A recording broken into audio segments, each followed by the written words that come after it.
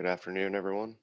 Okay, yesterday I had mentioned when we were trying to do that webinar on the Divergences Pro update, the reader.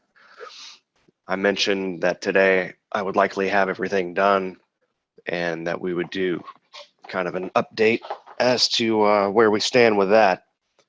So let me do that real fast. We did finish it, and I have all of the files done for those who have just the Divergence suite, and then I'm still working on all the files for the Master Suite Pro. So the Divergences Pro installer will be done first, and then the Master Suite Pro will likely be done this evening if he can do it, or maybe tomorrow morning, hopefully tonight. So I'll have all the files done in about another hour. So after we get done with this, running through the 4 markets that we're monitoring in the room, I'll finish those files, and then hopefully he can do the installer. So let me just show you briefly what we ended up adding. This will make using the reader a little bit more, foolproof, I guess. So let's say that you have the reader inside of a Bloodhound template.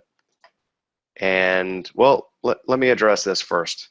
So there's kind of a weird thing with Ninja.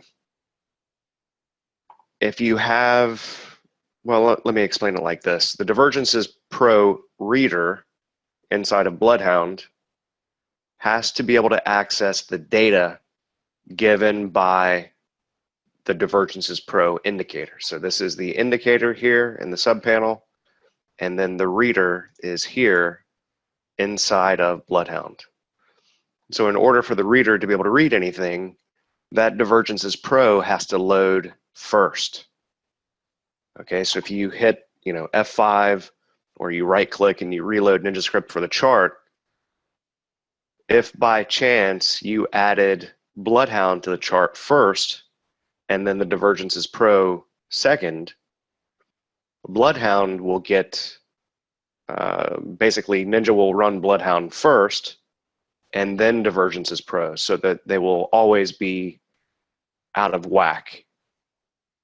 Okay, so Divergences Pro indicator has to be run first, meaning that when you're building your chart or saving a chart template, you have to make sure that Divergences Pro is added to the chart first and then Bloodhound. Okay, I'm going to write all of this out when in a little PDF when I send out the installer, but basically what we added was kind of an error message that will let you know that if the reader is not picking up the signals from the Divergences Pro, it will throw this message and tell you that either you need to, well, basically it just tells you that you need to F5 or refresh, reload the NinjaScript for the chart that the reader is on.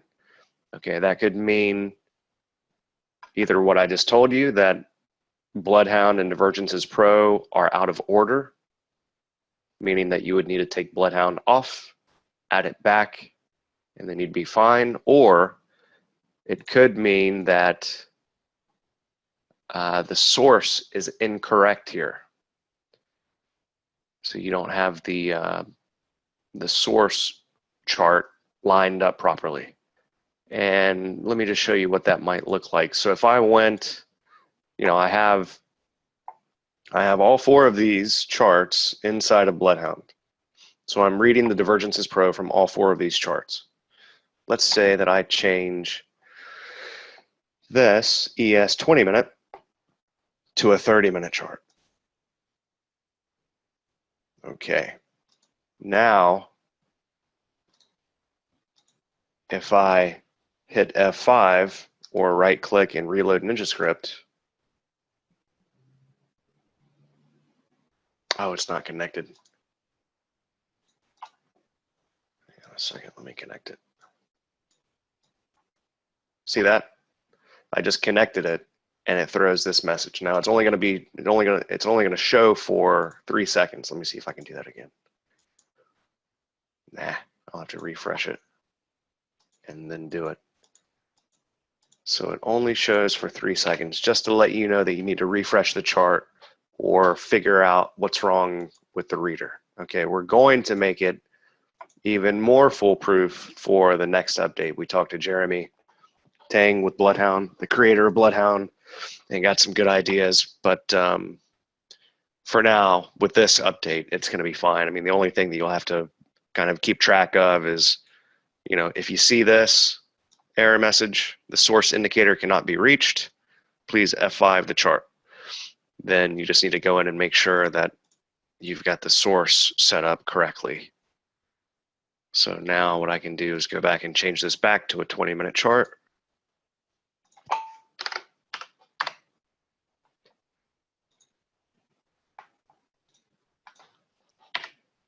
Refresh this, and now we're in business again. You see?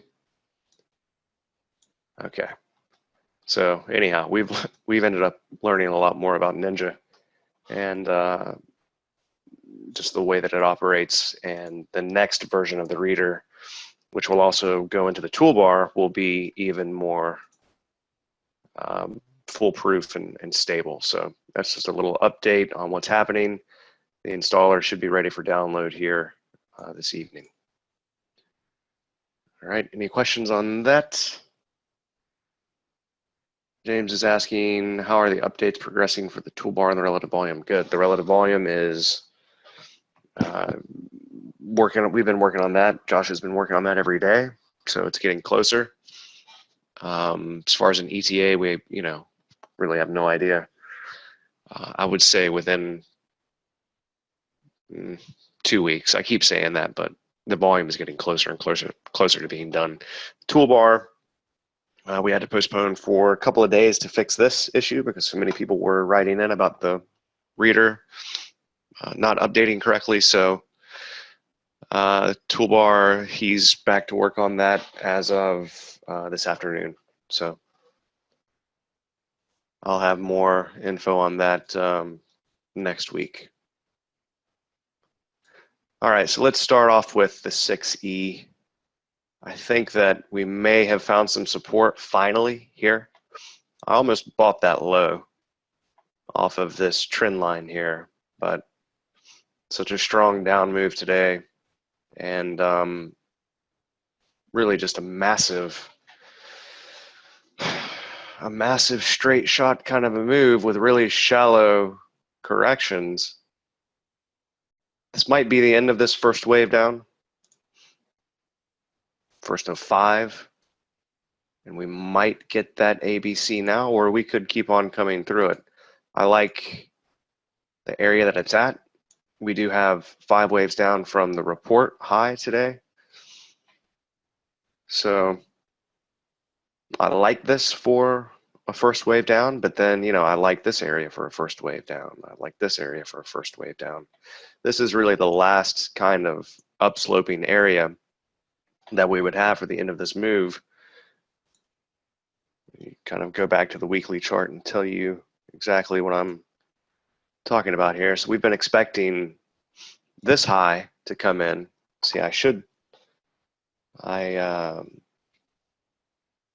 meant to hold at least one contract for a good portion of this down move out of this high, but I couldn't manage to hang on to it for some psychological reason. But we had a perfect ABC up into this high for what we've been thinking is the completion of this 4th wave up. All right, so we have this going on right here. Now, you could count this a number of different ways. A could be here. This could be the end of B. This could be 1 of C, 2 of C, 3 of C. Let me kind of mark out the different possibilities here.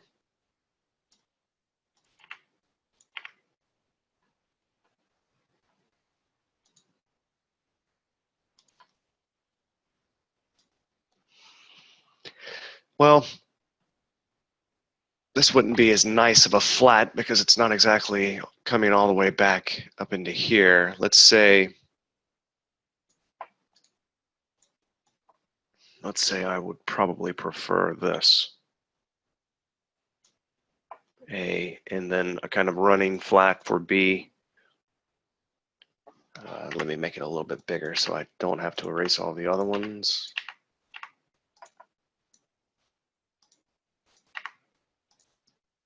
A, B, and then C. And then we would have 1, 2, 3, triangle 4, and then a big fifth wave down. So that's what we've been expecting and looking forward to the end of this big correction down here. And we were thinking likely around parity, so below $1 per euro. And that would bring us down to this nice 78.6 retracement here. And it would give us a nice 100% extension of waves 1 through 3 for wave 5. So 5 would equal 1 through 3 here. Okay, but that, we don't have to come down that far. I was thinking as long as we take out this third wave low, we may not necessarily do that. We could have a truncated fifth, but as long as we, well, let me reword that. The fact that we have such a strong move down out of this high makes me think that we're going to have a pretty large fifth wave down, and I think reaching parity is probably quite likely, just based on the strength that we've seen coming down. Okay, so this high for this fourth wave of the fifth wave, now let me I'm not going to worry about trying to do any kind of alternate count. Every alternate count winds up with the same thing, that we're in a fifth wave of C down. So all of those alternate counts agree that we should be seeing lower prices. All right, this high here is really just a picture perfect ABC. The C wave making a perfect 5 waves up, about as perfect as I've seen in a while. And preceding all of this was this triangle. Let's say, well, yeah, we'll just do it like this. Okay, A, B, C, D, E. And then 1, 2, and then here's our 1, 2, 3, 4, 5 for 5 waves down in the third wave, and then a nice ABC up for wave 4. And that ABC up for wave 4 came right back to the last downsloping trend line that we had here. Okay, so that is the weekly chart. Looking for a move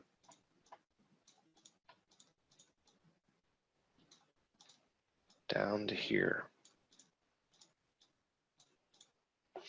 Probably within 3 months or less. So we should be seeing quite a bit lower prices here pretty quickly. What I'm wanting to get though now is a deep enough correction back up into this area that we can actually short. I doubt that's going to be next week. I think we'll start it next week. If we haven't put in the low today, then we'll likely have the low at some point early in the week, next week. And then I would think it would take probably just as long to correct this back up as it took to come down. So we're looking at a couple of weeks for this correction. And by the strength of this down move, I'm thinking that it's probably not going to be a very deep correction. But, we'll see how that plays out. So that's the weekly chart. I'm going to kind of run through the rest of these so we can get through the other markets. I'm actually feeling pretty rough today.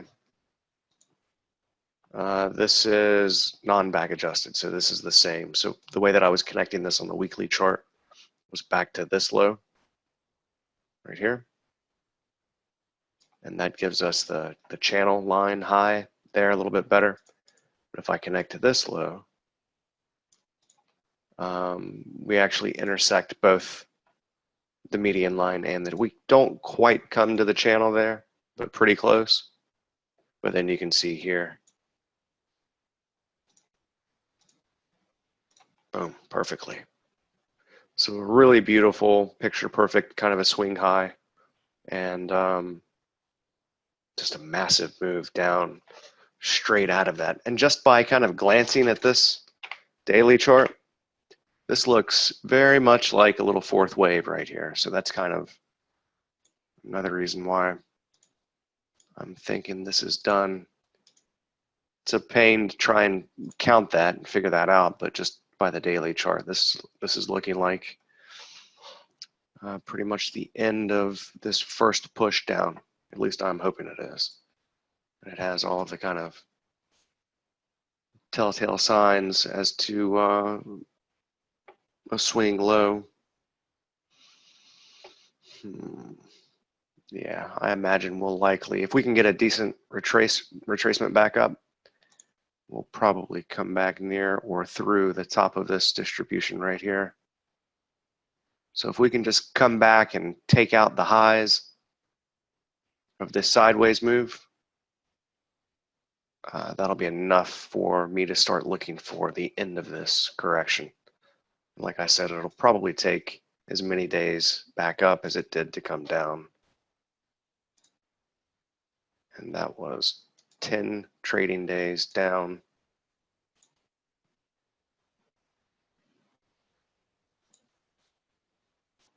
So that would be right around in here. So we'll see how that looks when we get there, if and when we get there.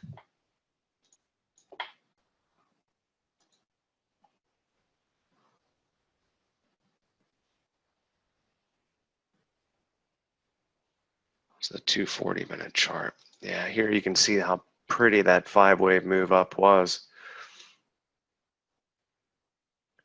Pretty incredible. I'm not going to go through all the details of that. I tried to last time, but I guess you guys remember last time we had some sort of technical difficulties with the webinar software. So yeah, this is looking like it's attempting to put in a low here. We'll go all the way down to the 20-minute, but we do have double divergence on the 240, and we're back into this area here, which is a pretty strong area. Excuse me, I would imagine that we could, potentially get down to the bottom of this channel before making the final low. But I would imagine that we'll have this swing low somewhere in this area. If it's not here today, then likely within the next day or two, Monday or Tuesday. All right, I'm not going to worry about the rest of that. Let's go to the 20-minute and the tick chart and then be done with the 6E.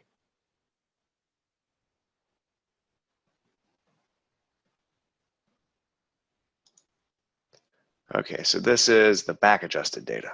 All right, if you see a continuous contract, the way that I have Kinetic and Ninja set up, with my continuous contracts, I get the non-back adjusted data. So that means that all of the previous contracts will not have been,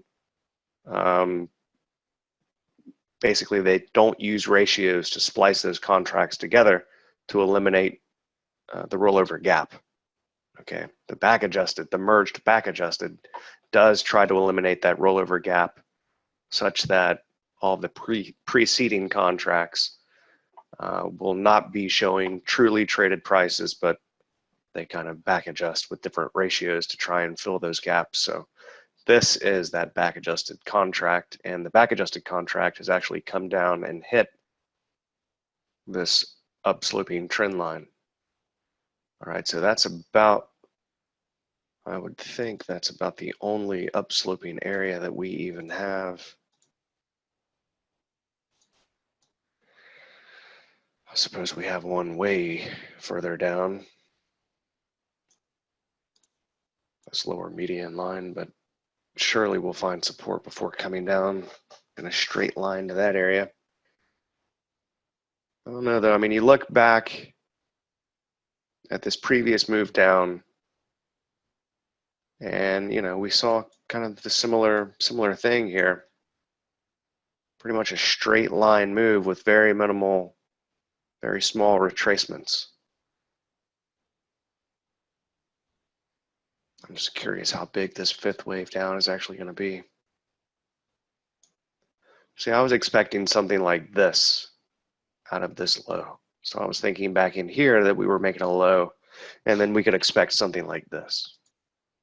Back up. Maybe not as deep, maybe, even more like this. But we've just kept going down, so.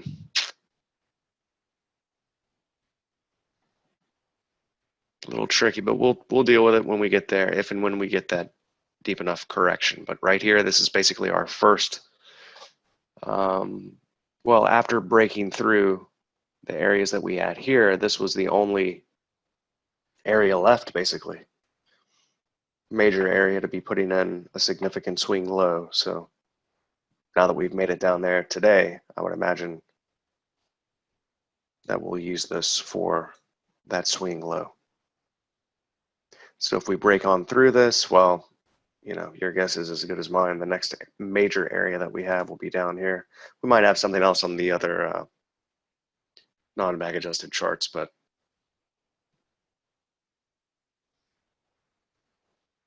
we'll have to take a look at that next week.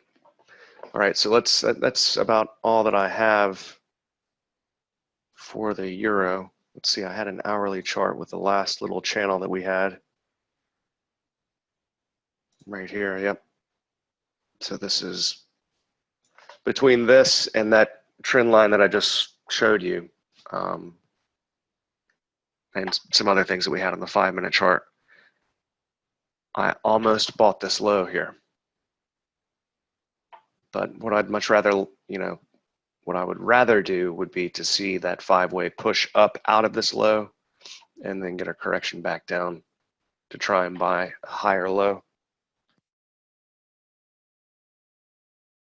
And then potentially catch that third wave of the A wave back up.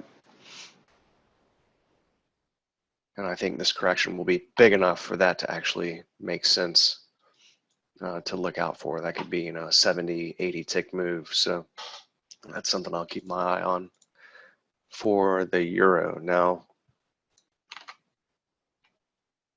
crude oil has come up, and, with the news that we had last night, it came up and made a pretty massive move into that 53 area, just below 53.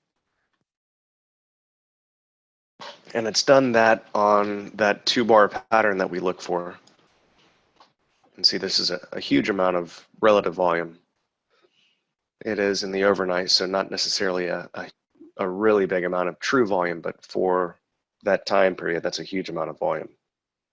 So it's a big buying climax bar, followed by a narrow range, high volume per range, churn bar. As far as the area that it's at, it's kind of it's a little awkward, I guess. Just the nature of this kind of channel, the way that it's, well, let me show you how it draws automatically. So it's finding the widest perpendicular swing, the maximum perpendicular distance, perpendicular to this baseline, and that would be that swing high right there. And that's given us this down sloping upper median line right there. And it also made it to the top of this little channel here. All right, but today it did find support right there on that upsloping lower median line right here. So just before actually coming all the way down to the baseline on the minute chart, it was actually the baseline or the trend line on the tick chart. And that's where Tim in the room bought today.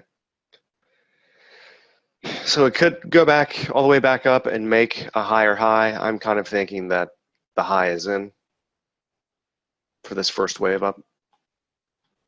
And that we'll be putting in a deeper correction, hopefully back down into this area. So that's what I would prefer to see, and then attempt to get long down in here Monday afternoon, maybe Monday morning, but probably Monday afternoon or Tuesday. I'll show you the weekly. So this is definitely what I'm working on now. This had been my alternate count. I was thinking that we would break out of this last upsloping channel here on the weekly chart, but we found such incredible support out of this area that we put in a pretty massive move back up. So it'll be one awkward looking C wave, but I guess it still has the potential of doing a kind of ending diagonal. It's not exactly going to be a converging set of trend lines. It's more of like a perfect channel back up. I'm just kind of thinking out loud here. Let me think for a second. This is clearly the fourth wave is inside of the first wave. But I don't know, for corrections, for a C wave, I tend to allow that because it's something I see so often.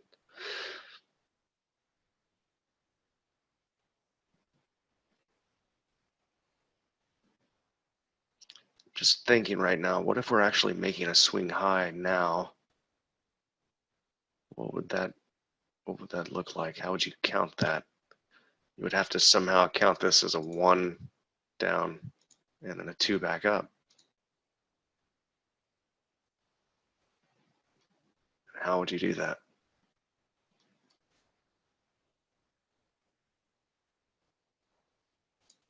Would this have to be some kind of a nasty sideways fourth wave and a truncated fifth for the C wave? So that's kind of the problem that I'm having now. Really believing that this is going to make that final high. It's, I don't know, it's kind of difficult for me to believe. I was expecting to break out of this channel, but anyway, it hadn't happened, and we've seen a lot of strength to the upside, a huge amount of buying pressure coming in here, pushing it back up. So until I see some, really good evidence that we're going to be turning back down, I'm just going to look for corrections back down and try to get long in this thing, try to catch part of the next move up until I see something telling me that I should be looking for shorts, because right now I'm not seeing it.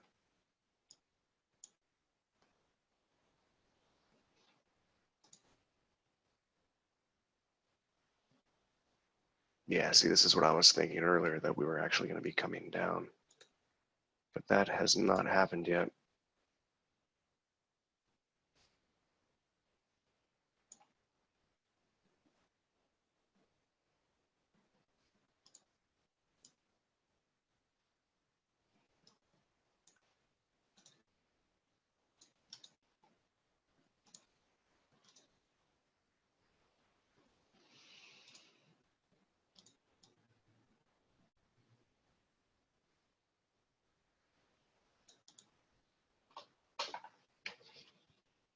Okay, so that's what gave us the high there, right? Okay. So I'm just connecting these two lows and then bringing it back to the high there. And then we have this huge buying climax followed by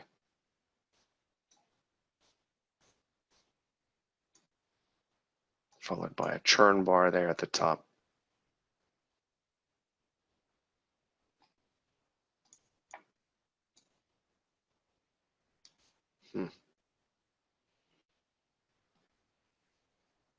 So far, this looks like an ABC down, so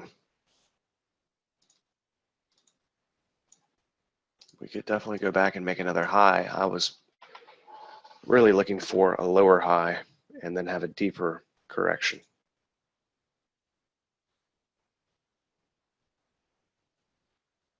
But we are definitely still in a very strong uptrend channel.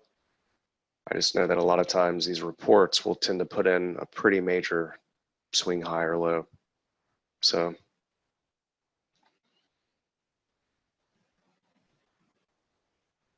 I'm sorry, this was news, so it's a little bit different. It's kind of hard to trust a swing high or low out of such a news event like that. You know, something like the FOMC or the Wednesday crude report, those can put in pretty significant swing highs and lows, but news reports can,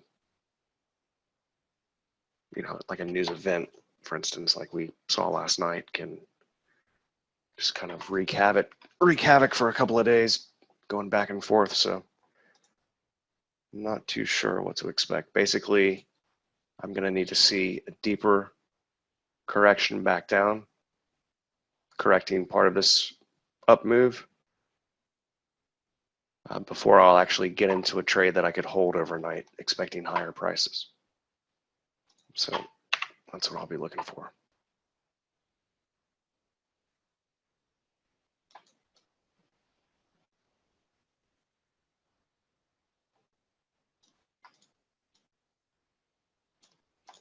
And for now, I'm gonna have to count it like this. So this morning, let me see which chart I had that on.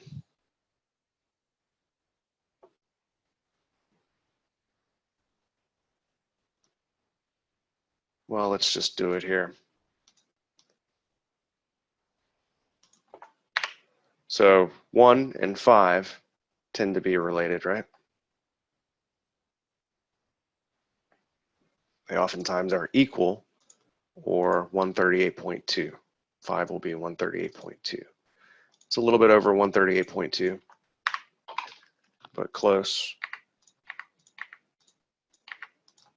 So if this is wave 3, then this is looking like 1, 2, 3, 4, 5, wave 1 up here.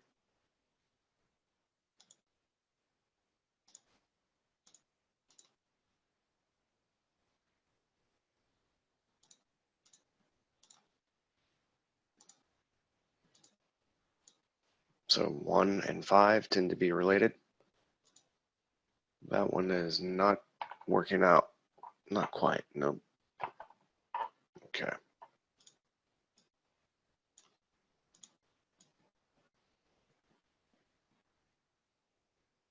I'm not sure what I was looking at this morning. Maybe it was a different market.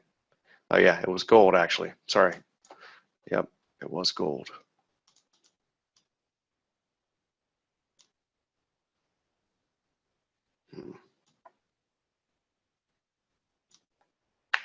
All right, yeah, let's move on. So we'll see what happens in crude. It's looking to me like this push up, this first push up, is likely done. So I'll attempt potentially a lower high short if we get a deeper correction back up, and I actually have some areas from the higher time frames that are slipping down up here.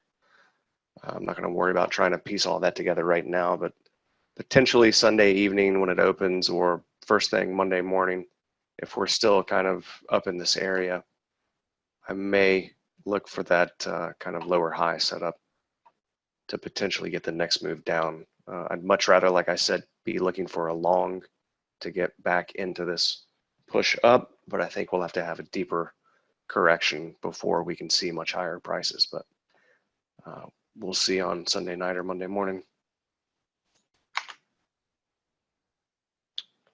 Yeah, so this is gold. All right. This is the RTH chart, and it got a pretty good push up last night as well. Gold did, and then when it opened up today, we got this buying climax followed by a churn bar, and that's that kind of 2-bar blow off type of a move, swing high or low. Really big, wide ranging climax bar followed by a narrow range, high volume per range bar, indicating that, you know, if we're up at a high, that's indicating that we've hit a wall of supply. And then it's been dropping for the rest of the day today. So leading up to that for gold, I'm thinking that kind of the same thing with end of a first wave with crude, end of a first wave down in the 6E, and now here in gold, end of a first of a third wave up. So I want to see a deep enough correction that I can get into a gold long that I can actually hold for several days. And the only thing that has me kind of worried about that is this potential that it could be an expanded flat, and that this could be a B wave back up, and wave 2 is not yet done. So I know if you're not familiar with Elliott wave, what I'm saying is probably not making a lot of sense, but what that would mean is that we would potentially get a strong 5-wave move down out of this high before completing this larger correction. Okay, and then we could get the big move up. So that's what has me a little bit worried now. We have been thinking that wave 2 is done, and it was done here. We had just kind of a straight shot wave 2, which you do see quite often, and it was a perfect 50% correction there, right here at the low. So that is, I would say, more likely it's what I'm favoring, and that we've already begun this big third wave up.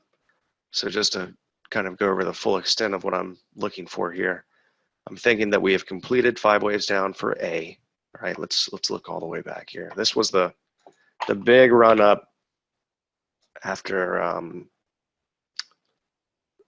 that first recession that we came into in the 99 and 90, what was it, 99 to 2002 almost. So we came up pretty strong, topped out in 2008, and then bottomed just before 2009, and then we get this huge push up here, all right, all the way almost to 2000. Remember, these are truly traded prices, so non-back adjusted data. These were the truly traded prices of gold. So I'm thinking that we need to correct a good bit of this move up, and we've already done that. We've already corrected it quite a bit, actually. But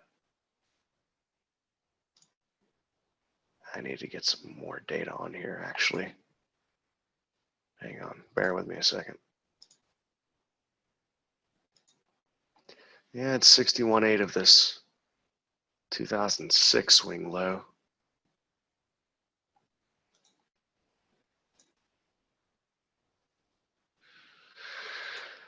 Ultimately, I'm looking to come back into this range here. Now, granted, we came back to the top of it, pretty close to it, the 2008 high. We came back to that high here.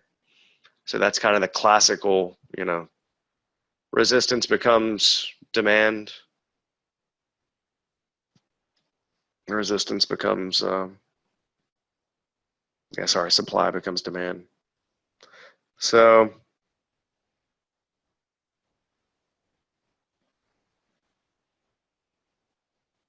William is saying he's got 1089 as the midpoint of the entire move.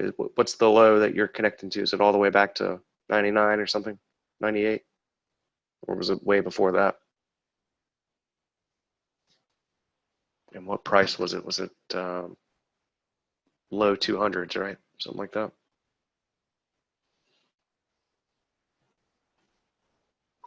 $10.98.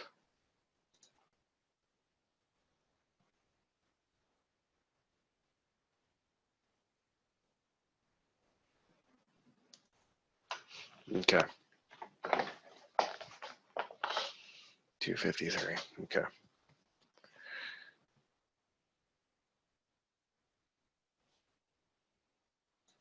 So I'm thinking that, see, this is a perfect fourth wave here, right here. That's about as picture perfect as it gets, really. And then we have a really nice ending diagonal, which again is quite textbook. So just a really beautiful set of Elliott waves, which makes me think that this is a complete 5-wave move down, which could not be the end of the correction. Excuse me, according to Elliott waves. So thinking this is the A wave down, and now we're doing a B wave back up. Okay. And that B wave would complete somewhere up in here, and then get the next big 5-wave move down back to that previous big fourth wave low, which was here at 700. So that's where I'd ultimately like to end up. Sounds crazy. You know, a lot of people are thinking gold's going to go to 10,000, but I doubt that very much. But nonetheless, we could take part in this next big push to the upside, and that's really what I'm looking to do. It's just a matter of, you know, are we actually in that first wave of 3 up?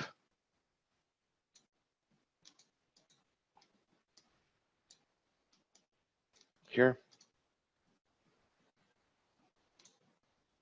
And how deep are we going to correct? Because we've got, let me see this chart that I had marked up here. I think I deleted it. Well, this will work. So the last leg up that we're talking about, this little piece right here. So this is a weekly chart that we're looking at. We're looking at this leg up now on the tick chart right here. So there's a couple of different ways that we could count this. I like this as a triangle, and that would it works a couple of different ways here. This last leg up right here, obviously this part of the move was out of the news event bombing, but this high came up right to this median line, and out of the low here, it makes a nice 5-wave move to the upside. I suppose really, even if this is a triangle, and I really like it as a triangle because it has so many nice ABCs back and, you know, back and forth in each direction. And a lot of times your first A wave will look like this, kind of overlapping 5 waves, kind of odd looking. So I like this as a triangle and then a complete 5-wave up. 5-wave move to the upside. So that would mean that wave 1 of 3 is done, and this is the beginning of a deeper correction that's likely going to take us back, hopefully below this low right here. So I'd actually like to come back to the bottom of the median line channel, and that would be here, somewhere in here. And if this was the wave 2 low that we had, for this big push up here, just a straight shot, kind of a wave 2, then I wouldn't be surprised if we get kind of the same thing for this wave 2 of what I think is going to be a really big 3rd wave up. So we'll see how this sets up, but obviously it's going to have to look like some kind of a, you know, typical correction for me to want to take part in this, meaning that we'll likely have to have a kind of a perfect channel down. We've got 1, 2, 3, maybe we get 4, 5, and then ABC back up, and then another move back down to here, and that would give us our nice channel, right? And then I'd have, my confluence of areas coming together. I'd be looking for volume divergence on the 5-minute or 2-minute, and then, everything else that we look for. So if it sets up like that, and we get that really perfect, nice channel right back down, and it looks like a picture perfect kind of a correction, then obviously I'll be trying to buy this.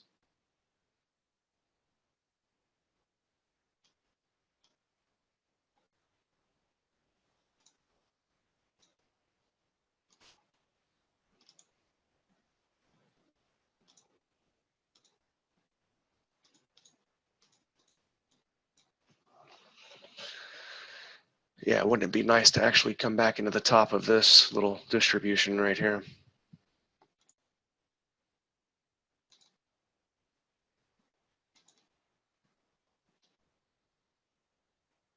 Yeah, it would be.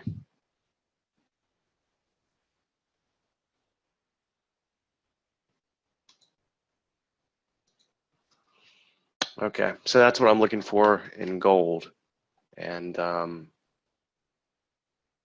being that we do have a complete 5 up, and there is still the potential of this being a B wave. I don't like it as a B wave. It doesn't really count very well as a B wave. I'll attempt a lower high if it sets up really, really nice. Now, the only reason I say that is because of the strength of the move down out of this, what looks like a complete 5 up, and the fact that it was up on that kind of, I guess you would just call it kind of scared volume, really. People that are involved in buying a news event like that, those are people that are jumping in. So that's not exactly a strong holder, you know what I mean? So it can move. Basically, the people that buy like that and get in kind of erratically can get out just as erratically. So seeing it move straight up into an area like that and then straight down out of it, kind of making me think that it's going to keep continuing down. So if we get a decent pullback back up into here, and I have an area that's down sloping, probably going to have to be on the 240-minute or the daily, and we get a deep enough correction back up, then yeah, I'll likely attempt a lower high. I'm curious how it's going to look though, so we'll figure that out on Monday. All right, so that's gold.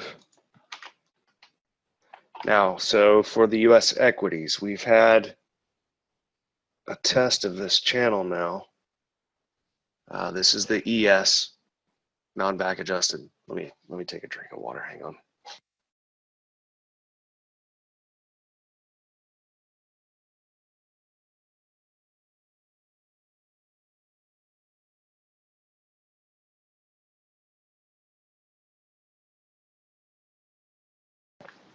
Lulu is asking why start a webinar at a time when the market is closed. The name of this webinar is Preparing for Next Week.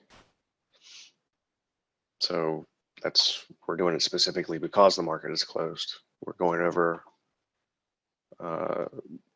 basically how the markets have ended the week and then getting ready for next week. So here what I'm doing is I'm connecting from the high to high and then bringing it back to the low before the election craziness, all the craziness that happened during that election. So that's the RTH low, that's the low on Friday before the election. And that's what's giving us this low here. And we have a perfect looking ABC down. I'm kind of wondering if that's not a down of a bigger ABC. And if that's the case, then we will likely have this B wave that will continue a bit higher, and that will make up an ABC of its own. So maybe this is an expanded flat here. A, B, C.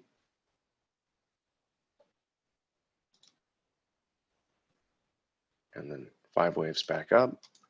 Or maybe that's A, and then we have a little ABC down for B. So either way, it's still looking like we need 5 waves back up. But the alternate to that, well, there's a couple. Yeah, this is the problem, and this is Elliott wave in a nutshell. But it's the only thing that I know to use to kind of add some forecastability, I guess, to the market structure to be able to kind of anticipate the next move. And I get a lot of great moves out of it. So what I'm thinking one alternate is, at least, is that this could be wave 1 down and then ABC back up for a wave 2. And we could have already, started this 5 wave move down.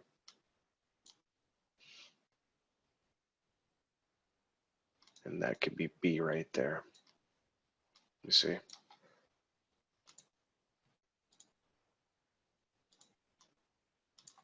So that would be at least one alternate. The other alternate would be that this is a complete ABC. All right, and that's wave 1, 2, and then we're just going to keep on going up. I favor one of these two, though.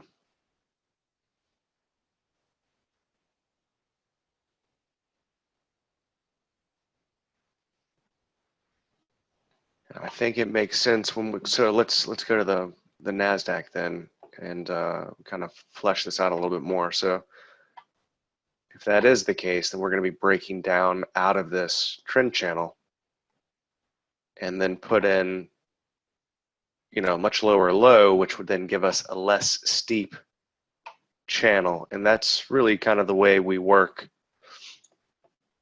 in and out of these channels. So the fact that this channel is so steep to the upside, well, it's a lot steeper on the NASDAQ even, makes me think that we're probably going to break out of it and then put in a less steep channel. Okay. And you can really see that here on the NASDAQ. So I don't know how this is happening. Okay. Huh. I don't know if my data got messed up or my channels got messed up. I think it's the channels. All right, so you can see we came up to the top of this channel here. So we've got 3 channels all coming together right there. We've got this one. So this one is steep on the weekly, but it's not nearly as steep as the last 2, which makes me think we're going to break out of this one here and then put in a little less steep of a channel before we continue moving higher, potentially up through the top of these other 2. Now, trading into the top of a channel that we've already found resistance on may not necessarily be the brightest idea in the world, but that is an incredibly strong move to the upside, and I would imagine it's going to take quite some time to put in a significant swing high here, and this thing could really get extending to the upside. When I'm saying this, I'm thinking of the uptrend channel that we had back in 94 to 99, and we basically went vertical. So we had a series of pretty steep channels, and then we just went straight up through the top of those and just kept going vertical. So I'm kind of thinking of that while I'm looking at this and thinking about the potential of actually breaking up and out of these channels. kind of leery of trying to forecast something like that, since, you know, more often than not, we'll use a confluence of channels like this to actually put in a pretty significant swing high. I know it sounds like I'm talking in circles, but I mean, obviously nobody has, or at least nobody like me has any idea of, you know, what exactly is going to happen. All we can do is just kind of line up the probabilities. As far as the wave count is concerned, I mean, it looks to me like we've got 1, 2, 3 is probably going to be even higher, and then another 1, 2, 3 is going to be even higher, and then another 1, 2, and maybe we're just now making 3, or this is 3, and then 4 is going to come lower. So it looks to me like the potential as far as the wave count is really strong to the upside. And the reason I like, you know, putting in a high here and then coming a little bit lower is for this fourth wave here.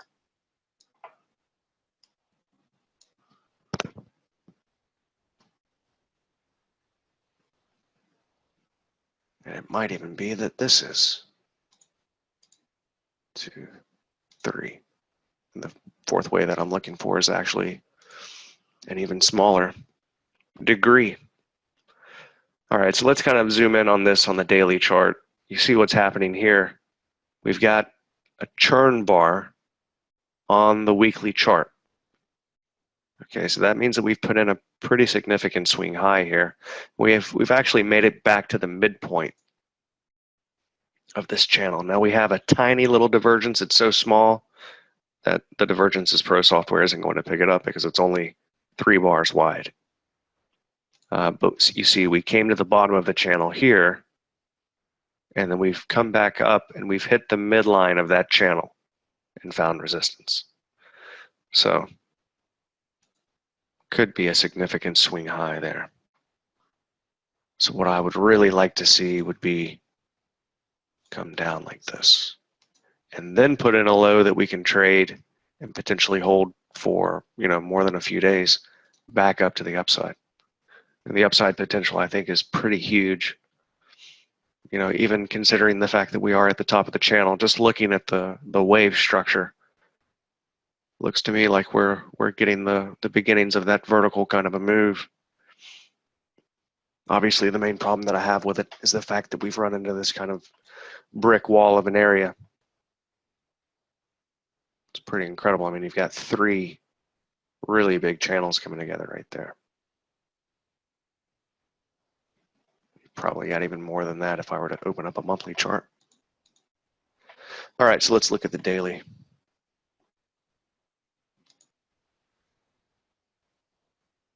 So you see what we found support on here.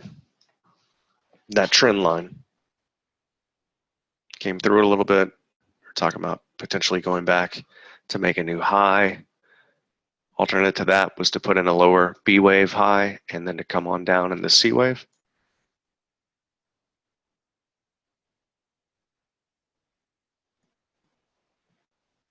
Still thinking this is potential that it's just a higher B wave and it's going to do an expanded flat.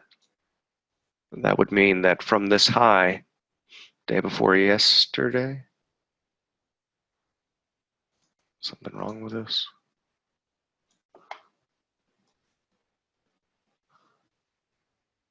Yeah, I guess it was the day before yesterday. That from that high, we would be expecting 5 waves down. So this is the high that we're looking at. This would be wave 1, and then 2, and then 3, 4, 5. So it would be really nice to be a part of this 3rd wave down. And in order for that to happen, for me to be able to get into it, we would have to be putting in an expanded flat back up, excuse me, and I would need to see 5 waves up out of this low, and it looks to me like we have pretty much looking like an ABC up so far.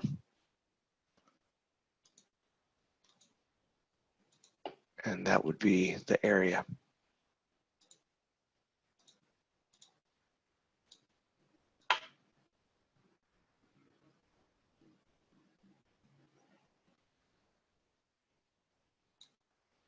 Yeah, that would be it.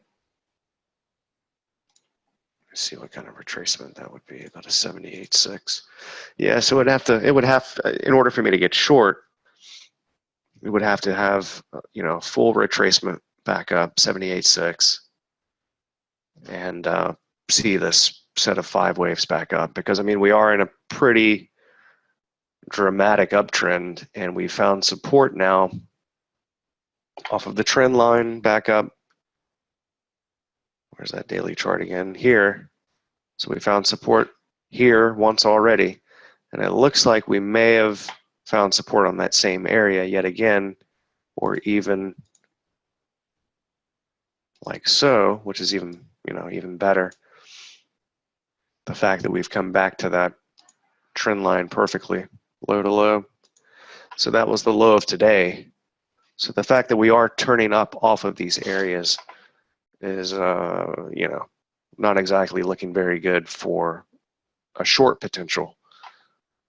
So in order for me to actually get short, it would have to do that full retracement back up.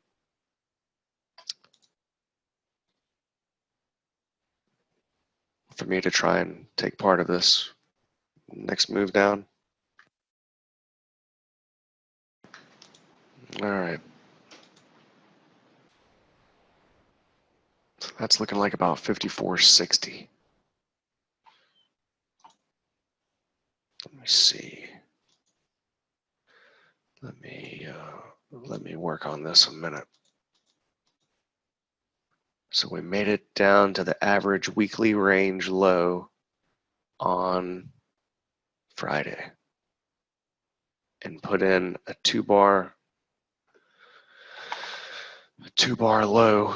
And see, that's the deal. That's the thing that we look for. One of the things that we look for. Big selling climax followed by churn bar. Okay, that was the bombing. They put in a low there, right?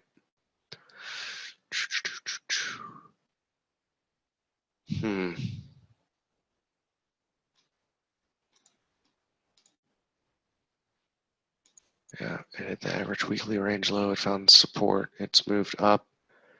It hit this kind of area that we typically look for the next move down, and that next move down failed. And it's tried to break out of that channel. It failed. It failed to break out further, and it's retraced down a little bit, but not very much. So I would favor to continue up in this. Yeah. Yep.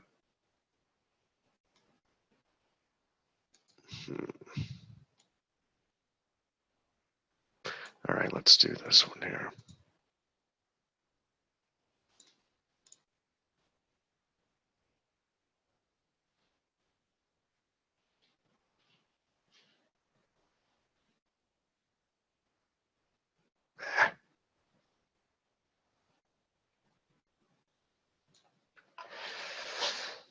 That's a little disheartening, I guess, there.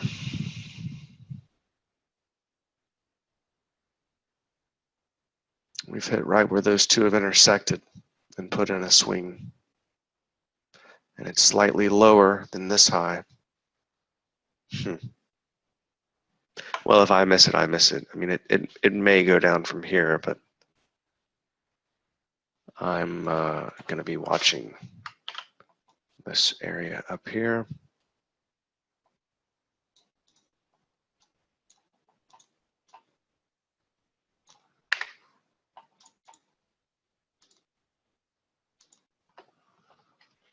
Somewhere up in here.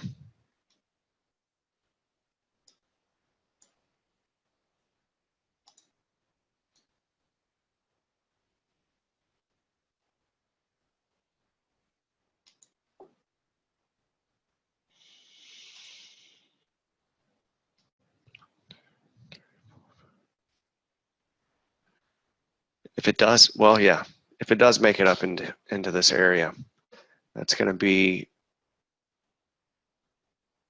it's very easily going to be 5 waves up, I think. 1, 2, 1, 2, 3, 4, 5, 3, 4, and 5, something like that. That means it would have to go straight up from here Sunday night. 60-minute bar.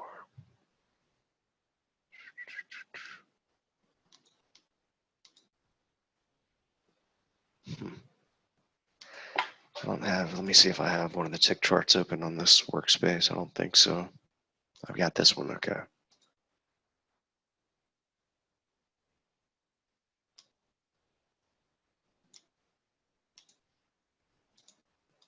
Yeah, okay, that's making a little bit better of a channel. So if we could come on up to this 54, 57, it's going to be more like 50, 54, 65. If we can come up to there, I will consider a short. The likelihood of that happening, I really have no idea, but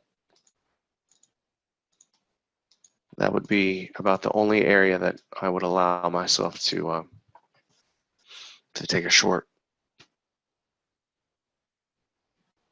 Seeing as it's been, trending up really hard for a while, and it's put in this low out of that bombing with a huge amount of volume and that typical kind of 2-bar low, and it looks like an A, B, C, doesn't it?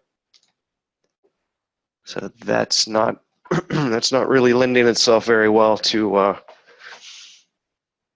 short setup.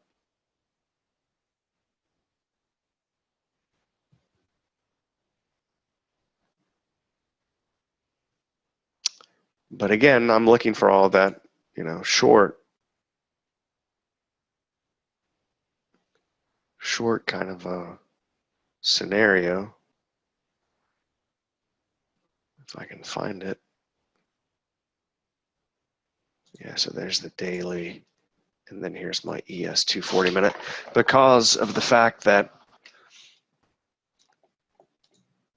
we've got, just a kind of piddly little correction here in this tiny, very thin, very strong uptrend channel on the daily chart. So I think it would look much better, and it would, provide a much stronger low out of which to get the next really strong move to the upside, if we could come back and make a lower low. So that's really what I want to see happen. And maybe it doesn't even take out these lows by very much. Maybe it just comes down and ticks them out. But still, that's 500 ticks away in the NASDAQ. And we might get 200 or 300 of that in a day, just like we got here. How big was that?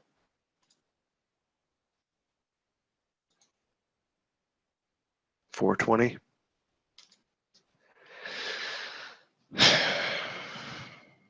Yeah, so I know it sounds crazy that I'm thinking short, but the fact that we have, there's a lot of reasons to be thinking short.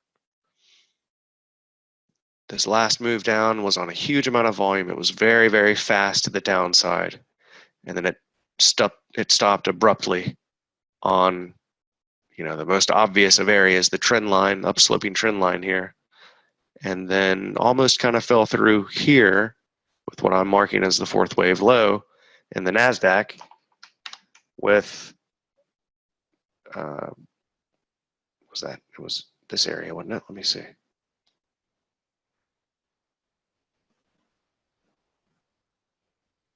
327, yeah.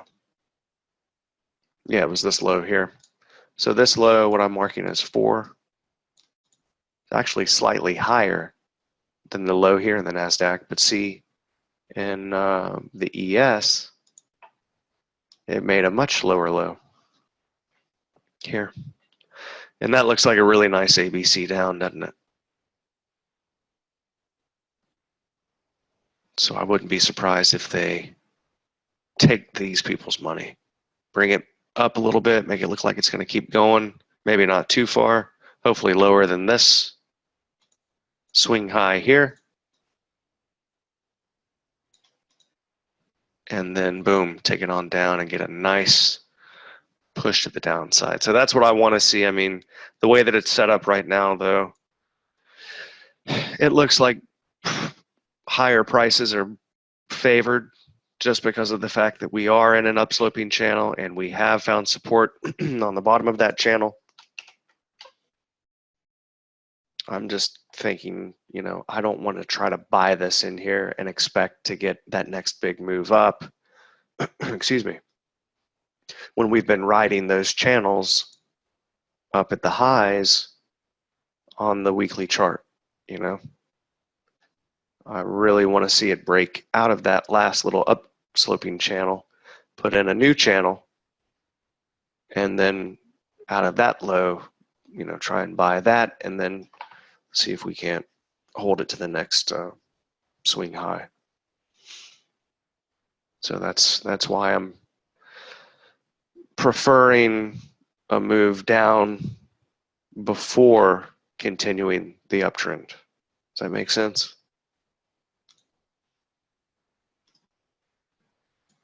It doesn't get much more convoluted than that. So, and yeah, Euro, I think we've got a low there. I sure hope we do. Because the short covering rally out of a low like that will likely be pretty dramatic. So if we can see that short covering rally kind of start to snap prices higher and then get a decent enough correction on the 5-minute chart, we could probably get a pretty fast little move back up in this first push back up. So I'll keep a close eye on that Sunday night and Monday morning. Any questions before we get going?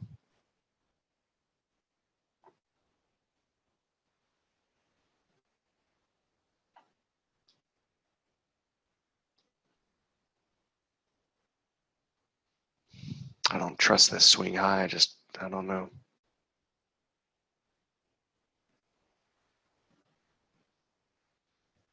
Brad is making a comment here. As far as, let's see. Lulu's question about doing this when the market is closed. Brad is saying, thinking it's a great idea to look at charts after hours where you can chart and get ready for the week when the market isn't moving. Less anxiety. You know, you're not worried about missing trades. You don't have other distractions. He's saying, although he can't speak for others,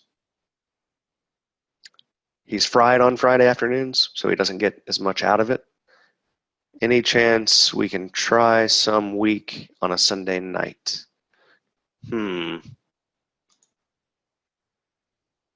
Yeah, maybe. Not wanting to sign you up for any weekend work, yeah. Yeah, possibly. Yeah, I'll consider that. Joaquin is saying he missed part of the beginning. Did I mention something about the release of the new toolbar? No, not yet. It's not ready yet.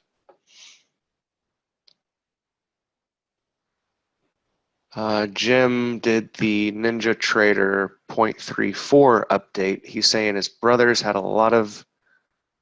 he's had a hard time after doing that. He lost the license key and couldn't load the workspaces. Did you get a hold of Clint?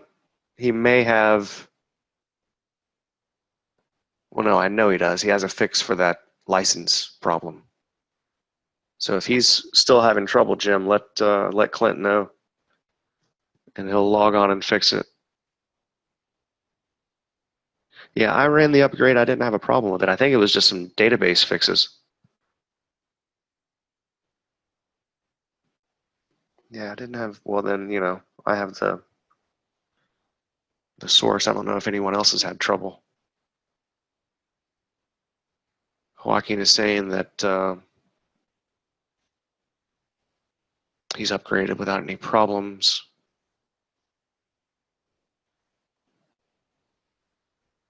Bob is saying just opening and closing and reopening can sometimes take care of the licensing issues. But now I know we did have a problem with that old server, and we've updated that. So you may need to get with Clint to get that sorted out, Jim, or your brother. So.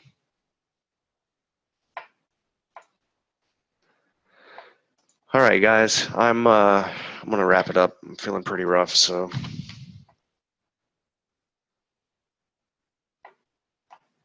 As far as any move that I really like more than the others, I would have to say it's gold, because we've got a pretty decisive reversal there. And that is looking lovely to me. So a lower high short out of something like that, much nicer looking to me than anything else that we have going on right now. Okay, I would just have to have a clear enough area for a lower high setup, and unfortunately everything that I would have is so much higher. Let me just see if I have maybe. That's just as high. Yeah, so I don't know. It's looking like I'm really not going to have anything downsloping, unless it does a complete retracement, which it looks like it probably is not going to do. It looks like it's probably just going to keep on going. Although we do have support where it's at right now, today's low. So we'll see how it treats that channel. I would want to see it break out of that channel and then come back inside of it, and then look for the area to get short. So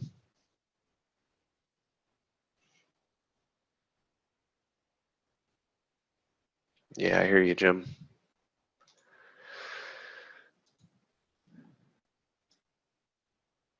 I certainly do.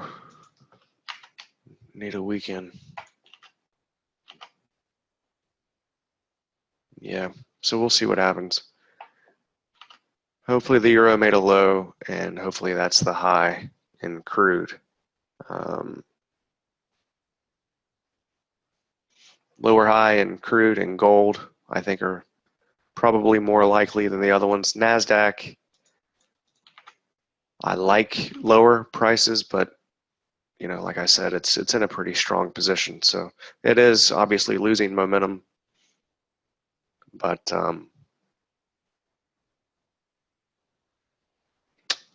it's going to be a difficult short to put on if I actually do it at all.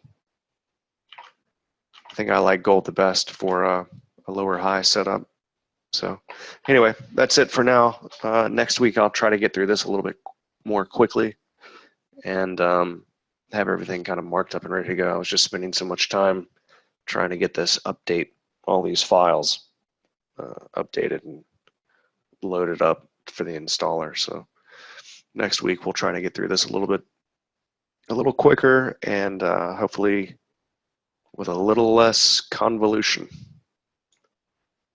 All right, guys, any questions? Wonderful. All right, everybody, have a great weekend. Bye, everyone.